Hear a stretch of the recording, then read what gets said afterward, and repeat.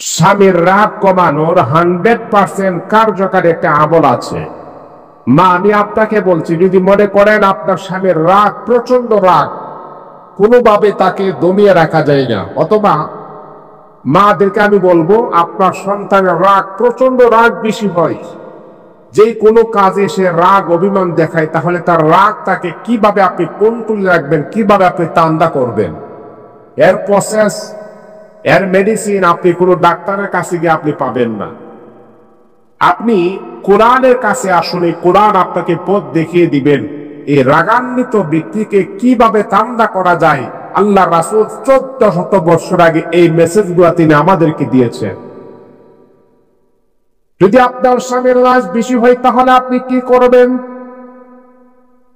মা বোনেরা, অনেক সময় আমাদের কাছে মোবাইলের মাধ্যমে অভিযোগ করে, হুজুর আমার সন্তানের প্রচন্ড রাগ, তার রাগটাকে কিভাবে কন্ট্রোলে রাখবো, তার রাগটাকে কিভাবে দমিয়ে রাখবো। পরে আল্লাহ তাআলার বান্দা শুনেন, রাগ কিন্তু শয়তানের কাছ থেকে আসে। এই রাগটাকে অবশ্যই আমাকে আপনাকে ধূলিসাৎ করতে হবে। রাগ মানুষকে ধ্বংস করে দেয়। এই যে স্বামী স্ত্রীর সামান্য একটু বিষয় নিয়ে রাগারাগি হয়েছে, এই সামান্য বিষয়টা বাড়তে বাড়তে বাড়তে বাড়তে এক পর্যায়ে স্বামী স্ত্রীর দুজন তালাক পর্যন্ত পৌঁছে যায়। আনাউযুবিল্লাহি মিন যালিক। স্বামী আর স্ত্রী যখন রাগ করে তখন শয়তান মাঝখানে চলে আসে। শয়তান এসে তাদেরকে তাল দেয়, রাগ আরো রাগো, আরো রাগো, আরো রাগো। যদি আপনাকে 3টা কথা শয়তানে বলাইতে পারে তাহলে সাকসেস। এই 3 কথার পরে যদি স্বামী স্ত্রী দুজন মিলন করেন, তাকে যে সন্তান হবে এটা হবে জারজ সন্তান। আর শয়তান আপনাদের মাঝখানে এসে যখন আপনাদেরকে 3টা কথা বলাইতে পারবে তাহলে শয়তান পারফেক্ট, শয়তান সাকসেস হয়ে গেছে।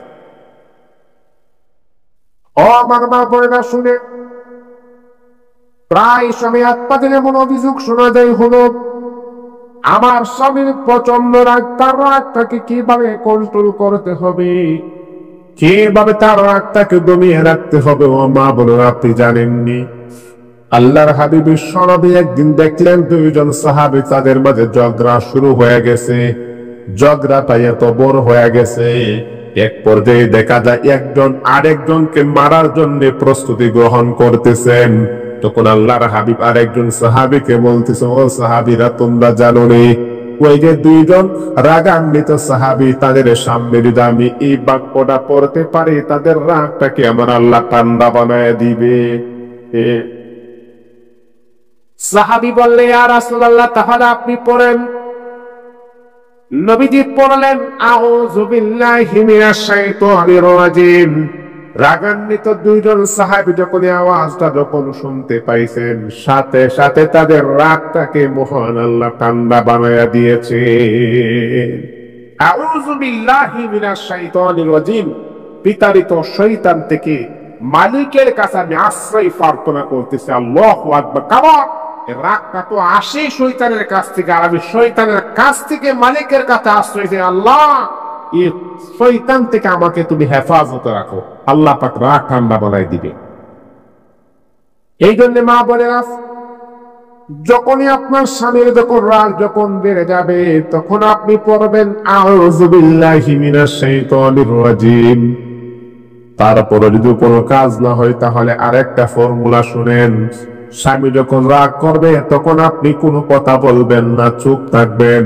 তখন দেখবেন সে কিছুক্ষণ গালিগালাজ করার পরেই অটোমেটিকলি সেও চুপ হয়ে যাবে। আপনি কোনো কথা বলবেন, তাহলে তো যথেষ্ট। আপনার স্বামী বলো, আপনার স্বামী যেহেতু রাগ উঠছে, আপনি কোনো কথা বলবেন না, সে বলো, আপনি একটু চুপ। আপনি একটু নীরবতা পালন করেন, দেখবেন কিছুক্ষণ পরে সে নিজেও চুপ হয়ে যাবে। কারণ সে যখন দেখবে পাল্টা কোনো উত্তর আসে না, পাল্টা কোনো জবাব আসে না, তাহলে আমি কেমনে বলবো? এই জন্য আপনি চুপ হয়ে যাবে, দেখবেন রাগ ঠান্ডা হয়ে গেছে। পরে এক সময় আপনার স্বামীর সাথে যখন আপনার যখন ভালো হবে, তখন আপনি তাকে একটু বুঝিয়ে বলবেন যে কিছুক্ষণ আগে যে তুমি আমার সাথে রাগ পরিদর্শন করেছো, রাগ দেখিয়েছো, অন্যায় তো তোমার, আমার তো ছিল না। এই আল্লাহ তাআলার বান্দা, তারপরে যদি আপনার স্বামীর রাগ যদি ঠান্ডা না হয়, রাগ যদি বেশি হয়, 19 থেকে 20 হওয়ার পরে আপনার স্বামীর রাগ বেড়ে যায়, তাহলে মা বলেন আপনারা শুনেন, আপনার স্বামীর সামনে যে খাবারগুলো আপনি নেবেন, সে খাবারগুলো নেওয়ার আগে খাবারের মাঝে আপনি আউযু বিল্লাহি মিনাশ শাইতানির রাজিম 7 বার পরে আপনি ফু দিবেন। এমন করে করে আপনার স্বামীকে আপনি খাওয়াবেন। আল্লাহ পাক রব্বুল আলামিন ওয়াচেনে আমার আল্লাহ আপনার স্বামীকে ঠান্ডা বানায়া দিবেন, আর আগের মতো রাগ তার আর কখনো তার শরীরে থাকবে না। রাগ কন্ট্রোল করতে হবে, এটাই হচ্ছে ইমানের একটি বহির প্রকাশ। ইমানদার ব্যক্তি রাগ দেখাবে, ইমানদার ব্যক্তি আবার রাগটাকে কন্ট্রোল করবে, এটাও কিন্তু আল্লাহ পাক রব্বুল আলামিনের জন্য। এই জন্য মুসলমান প্রতিটা মানুষের কিন্তু রাগ আছে, অভিমান আছে, এইগুলা বুঝে নিতে হবে, আর রাগটাকে আমাদের কন্ট্রোল করতে হবে। আল্লাহ পাক আমাদেরকে বোঝার আমল করার জন্য